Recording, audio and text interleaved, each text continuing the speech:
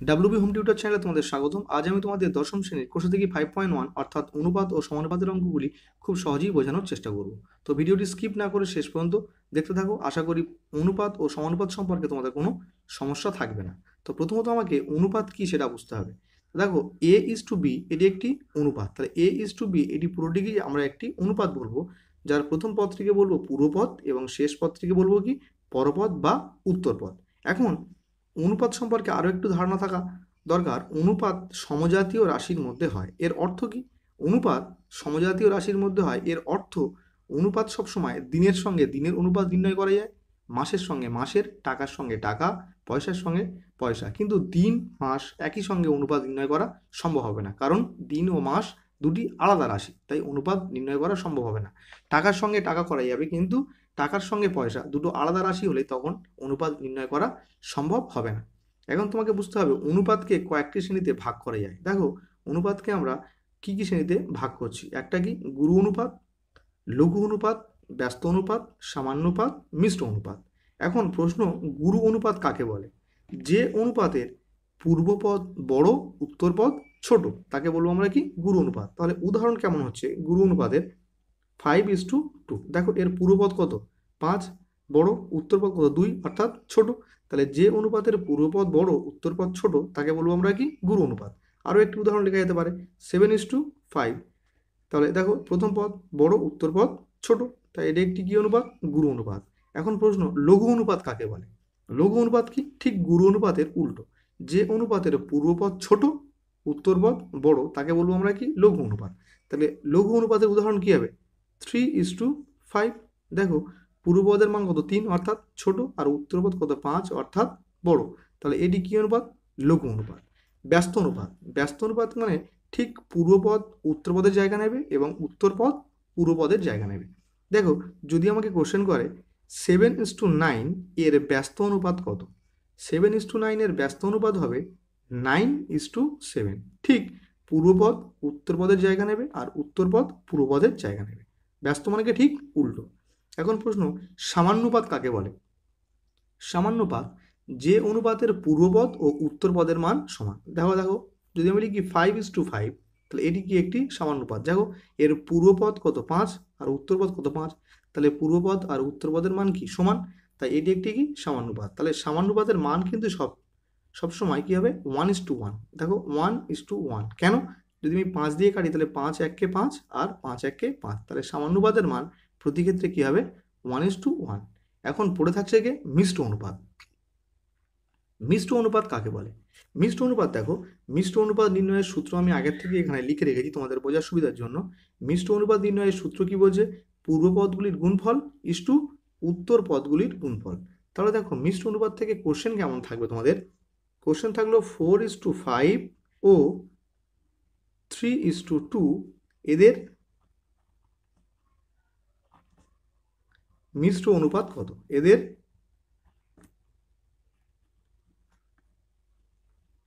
মিশ্র অনুপাত কত? তাহলে আমরা লিখছি অতএব নির্ণেয় মিশ্র অনুপাত। তাহলে মিশ্র অনুপাত নির্ণয়ের সূত্র কি বলছে? পূর্ব পদগুলির গুণফল ইস্টু উত্তর পদগুলির গুণফল। তাহলে পূর্বপদ, এই অনুপাতের পূর্বপদ কত? 4। তাহলে 4 ইন্টু এই অনুপাতের পূর্বপদ কত? 3। তাহলে 4 গুণ 3 ইস্টু এই অনুপাতের উত্তরপদ কত? 5, আর এই অনুপাতের উত্তরপদ কত? 2। তাহলে ইস্টু কত? 5 ইন্টু 2। তো দেখো, 3 4-এ 12 ইস্টু 5 দুগানে 10। তাহলে 12:10। এখন যদি 2 দিয়ে কাটাকুটি করি, 6 দুগানে 12, 5 দুগানে 10। তাহলে এটি আমাদের নির্ণেয় মিশ্র অনুপাত। তো চলো এখন অঙ্কে যাওয়া যাক।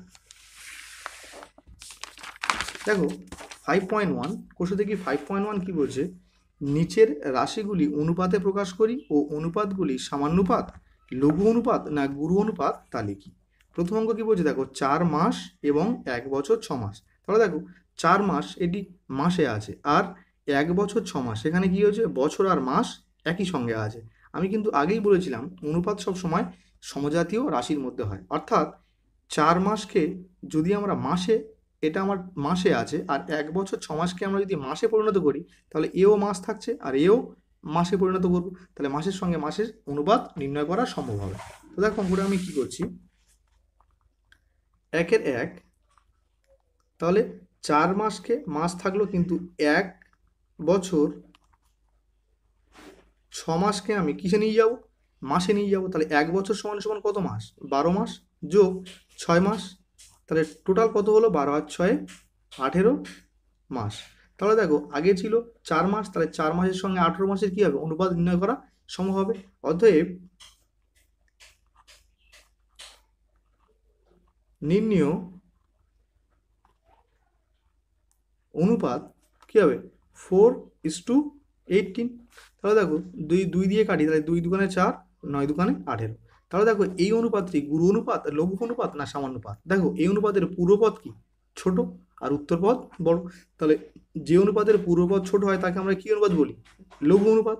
তাহলে এটি একটি কি অনুপাত, লঘু অনুপাত। তাহলে এটি আমার প্রথম অঙ্ক।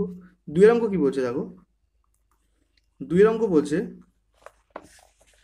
75 পয়সা ও 1 টাকা 25 পয়সা। তাহলে 75 পয়সা এটি পয়সায় আছে, আর 1 টাকা 25 পয়সা এর মধ্যে কি টাকা পয়সা মিক্সড হয়ে আছে। তাহলে আমি যদি 1 টাকা 25 পয়সাকে পয়সায় আনি, তাহলে এও পয়সায় থাকবে, এও পয়সায় থাকবে, তাহলে আমার অনুপাত নির্ণয় সম্ভব হবে। তাহলে আমি কি করছি দেখো, প্রথম কাজ করছি, 1 টাকা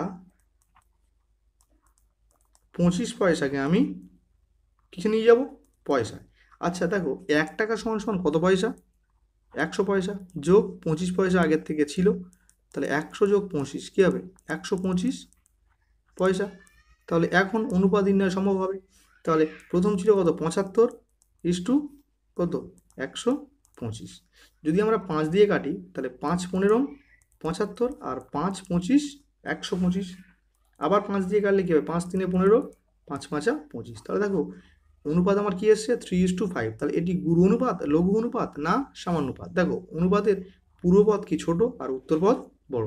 তাহলে এটি কি অনুপাত, লঘু অনুপাত, কারণ পূর্বপদ কি আছে, ছোট। তাহলে এটি আমার লঘু অনুপাত। 3 অঙ্ক কি বলছে দেখো, 3 অঙ্ক বলছে 60 সেমি আর 0.6 মিটার। দেখো এখানে একক কি দেওয়া আছে, সেমিতে, আর এখানে একক কি দেওয়া আছে, মিটার। যদি আমরা মিটারটিকে সেমিতে আনতে পারি, তাহলে এটাও সেমি, এটাও সেমি হয়ে যাবে, তাহলে অনুপাত নির্ণয় সম্ভব হবে। তাহলে আমার প্রথম কাজ, 0.6 মিটারকে আমার কিসে আনতে হবে, সেন্টিমিটারে। তাহলে দেখো 0.6 মিটার সমান সমান কত সেন্টিমিটার। মিটার থেকে সেন্টিমিটারে আনতে গেলে কি করতে হয়, গুণ করতে হয়, কত দিয়ে, মিটার ডেসি সেন্টি, কত দিয়ে গুণ করতে হবে, 100 দিয়ে গুণ, যেহেতু 2 ঘর যাচ্ছে তাই 100 দিয়ে গুণ।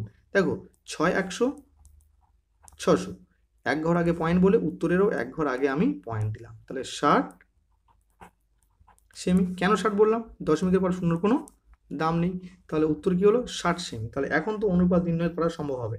আগেরটা ছিল 60 সেমি ইস্টু, এটাও কি হয়েছে 60 সেমি। তাহলে যদি 60 দিয়ে কাটি, 60 1 60, 60 1 60, তাহলে উত্তর কি হলো, 1:1।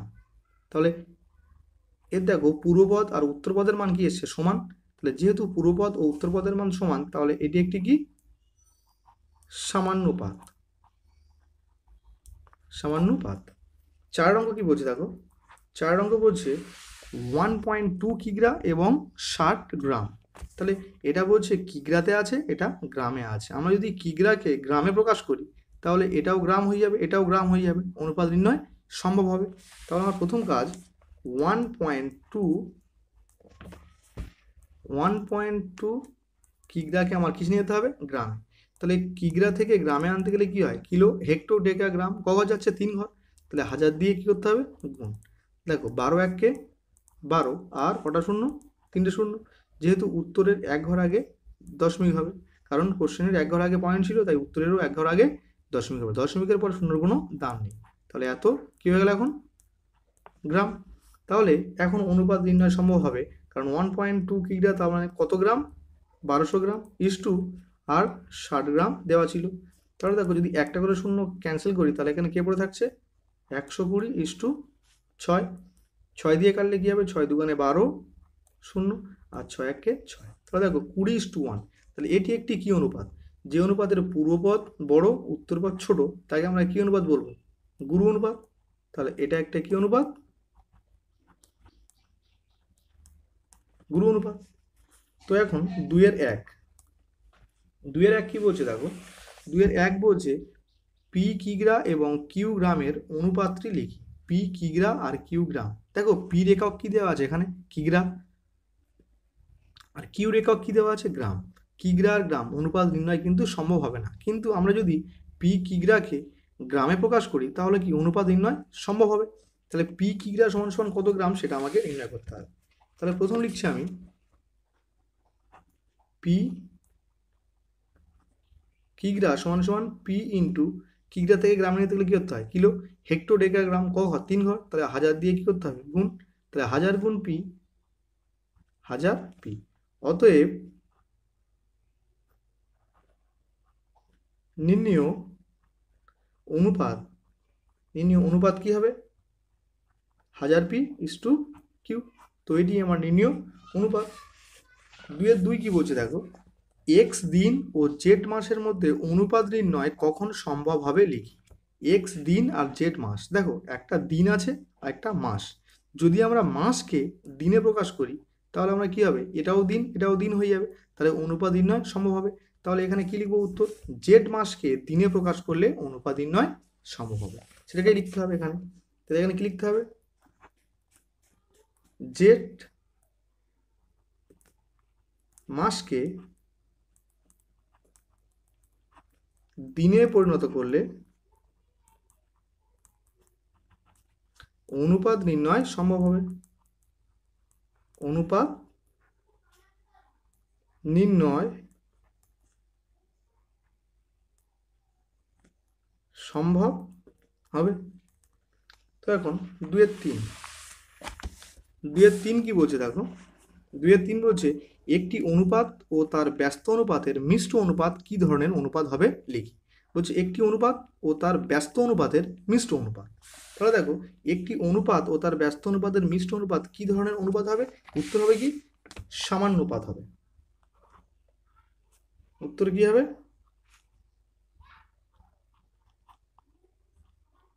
সামান্যপাত হবে। কি হবে দেখো, ধরি একটি অনুপাত এ ইস টু বি, তাহলে একটি অনুপাত কি ধরলাম আমরা, এ ইস টু বি, তাহলে এর ব্যস্ত অনুপাত কি হবে, বি ইস টু এ। তাহলে অনুপাত ধরেছিলাম এ ইস টু বি, তাহলে এর ব্যস্ত অনুপাত কি হলো, বি ইস টু এ। এখন বলছে মিশ্র অনুপাত, তাহলে মিশ্র অনুপাত নির্ণয়ের সূত্র কি, পূর্ব পদদ্বয়ের গুণফল ইস টু উত্তর পদদ্বয়ের গুণফল। তাহলে এর পূর্বপদ কত এ, আর এই অনুপাতের পূর্বপদ কত বি, তাহলে কি হবে এ গুণ বি ইস টু উত্তর পদদ্বয়ের গুণফল, এর উত্তরপদ কত বি ইন্টু এই অনুপাতের উত্তরপদ কত এ, তাহলে বি ইন্টু এ। তাহলে দেখো এ গুণ B, A B is to আবার এ গুণ বি লিখতে পারি এ বি।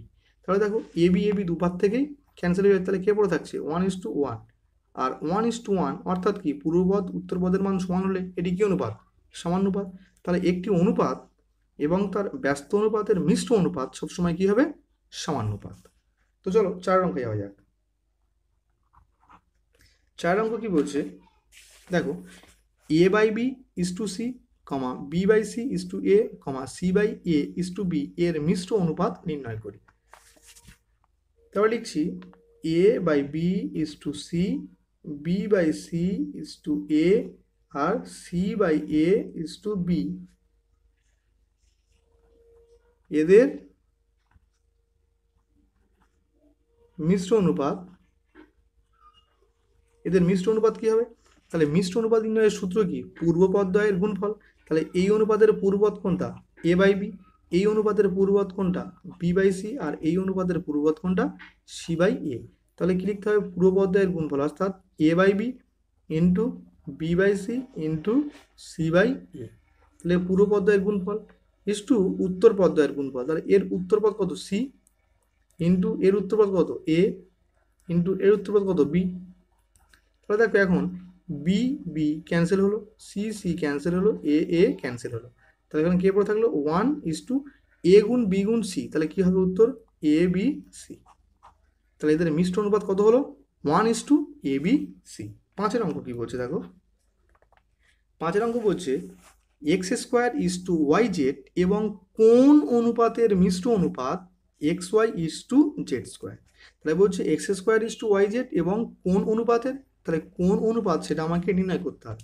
তাই লিখছি ধরি অনুপাতটি কত a:b। তাহলে প্রথম কি লিখতে হবে, ধরি অনুপাতটি a:b। এখান থেকে আমার a:b এর মান নির্ণয় করতে হবে। যেহেতু অনুপাতটি আমি জানি না, তাই অনুপাতটি আমি ধরে নিলাম কি a:b। তাহলে এখন কি বলছে দেখো, x² y z এবং কোন অনুপাতের মিশ্র অনুপাত কত xy/z²। তাহলে আমরা অনুপাতটা কি ধরে নিলাম a:b। তাহলে a:b আর x²/yz এদের মিশ্র অনুপাত আমাকে নির্ণয় করতে হবে। তাই লিখছি x²/yz ও a:b এর মিশ্র অনুপাত কি হচ্ছে, তাহলে পূর্ব পর্যায়ের গুণফল, তার মানে কি x²a:y/z/b। তাহলে এটি আমার মিশ্র অনুপাত। তাহলে আমাদের মিশ্র অনুপাত কি এসছে x²a:y/z/b। আর এখানে বলছে এদের মিশ্র অনুপাত কত দেওয়া আছে xy/z²। তাহলে এখন কি লিখব, শর্তানুসারে তাহলে আমরা মিশ্র অনুপাত কি পেয়েছি x²a:y/z/b, কিন্তু ওরা বলছে কত xy/z²। এখান থেকে আমার কার মান চাই a:b। এটাকে আমি লিখতে পারি x²a/y/z/b = xy/z²। তাহলে দেখো এখন এটাকে আমি ভেঙে এমন লিখতে পারি x²/y/z × a/b = xy/z²। তাহলে এখন a/b = xy/z² ইন্টু এটা এদিকে আসলে কি হয়ে যাবে, উল্টে যাবে, কি হয়ে যাবে yz/x²। তাহলে দেখো একটা করে x আর এখানে x² থেকে স্কোয়ারটা কেটে দিলাম, আর এখানে একটা জেড কাটলাম আর z² থেকে জেডটা কেটে দিলাম। তাহলে কে পড়ে থাকছে দেখো a/b = y² গুণ z xz। তাহলে আমার অনুপাত কত হচ্ছে, তাহলে a/bটাকে আমি লিখতে পারি a:b = y²/xz কে আমি লিখতে পারি y²/xz। তাহলে a:b এর মান কত আসলো আমার y² + xz। তাহলে এটি আমার নির্ণয় উত্তর। 6 অঙ্ক কি বলছে দেখো, 6 অঙ্ক বলছে x²/yz/x, y²/zx/y আর z²/yx/z অনুপাতগুলির ব্যস্ত অনুপাতগুলির যৌগিক অনুপাত কত। তাহলে ব্যস্ত এই অনুপাতগুলির সব ব্যস্ত অনুপাত নির্ণয় করতে হবে এবং তার যৌগিক অনুপাত বা মিশ্র অনুপাত আমাকে নির্ণয় করতে হবে। তো দেখো 6 অঙ্ক করা যাক। তাহলে প্রথমত x²/yz/x এর ব্যস্ত অনুপাত কত সেটা আমাকে নির্ণয় করতে হবে। তাহলে কোনো অনুপাতের ব্যস্ত অনুপাত মানে কি, পূর্বপদ উত্তরপদের জায়গা নেবে আর উত্তরপদ পূর্বপদের জায়গা নেবে। তাহলে কি হবে yz/x = x²। তাহলে এর ব্যস্ত অনুপাত কি হবে, উল্টে যাবে, শুধু yz/x = x²। আর দ্বিতীয়টা কি বলছে y² = zx/y এর ব্যস্ত অনুপাত কি হবে, উল্টে যাবে। তাহলে zx/y = y²। আর তৃতীয় অনুপাত দেওয়া আছে কি z² = yx/z এর ব্যস্ত অনুপাত কি হবে yx/z = z²। তাহলে বলছে এই অনুপাত এর ব্যস্ত অনুপাতের যৌগিক অনুপাত। তাহলে যে এর ব্যস্ত অনুপাত কি বেরোলো, এটা এই অনুপাতের ব্যস্ত অনুপাত কত এটা, আর এই অনুপাতের ব্যস্ত অনুপাত কত হলো এটা।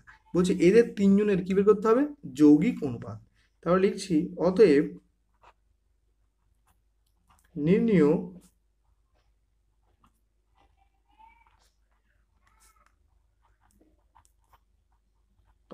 নির্ণীয় যৌগিক অনুপাত। তাহলে যৌগিক অনুপাত আর মিশ্র অনুপাত একই। তাহলে পূর্ব পর্যায়ের গুণফল, তাহলে এই অনুপাতের পূর্বপদ কোনটা yz/x, এই অনুপাতের পূর্বপদ কোনটা zx/y, আর এই অনুপাতের পূর্বপদ কোনটা yx/z। তাহলে এই পূর্বপদগুলোর কী করতে হবে, গুণ করতে হবে। তাহলে লিখছি yz/x × zx/y × yx/z। তাহলে পূর্ব পর্যায়ের গুণফল = উত্তর পদ দ্বয়ের গুণফল। তাহলে উত্তর পদ কি আছে? X square, Y square, Z square, এগুলো সব গুণ। তাহলে কি লিখছি? X square into Y square into Z square. তাহলে দেখো এখন এটা এক্স, এই এক্স কাটলো, ওয়াই ওয়াই কাটলো, জেড জেড কাটলো। তাহলে এখানে কে পড়ে আছে?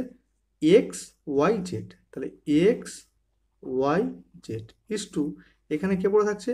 X square, Y square, Z square. আমি এখন এটাকে এক্স ওয়াই জেড লিখছি ইস টু, এটাকে আমরা লিখতে পারি এক্স ওয়াই জেডের হোল স্কোয়ার। কারণ দেখো এক্স ওয়াই জেডের হোল স্কোয়ারের মিনিং আর X square, Y square, Z square দুটোর অর্থ কি? একই। দেখো X square, Y square, Z square. তাহলে দেখো আমি যদি এখান থেকে এক্স ওয়াই জেড দিয়ে কাটি, তাহলে এক্স ওয়াই জেড একে এক্স ওয়াই জেড, আর এক্স ওয়াই জেড এখানে দুটো ছিল, তাই একটা একটা কাটলে একটা পড়ে থাকছে। তাহলে উত্তর কি হলো আমার? 1:2 এক্স ওয়াই জেড। তো আজকের ভিডিও এই পর্যন্ত রাখলাম, দেখা হবে পরের ভিডিওতে।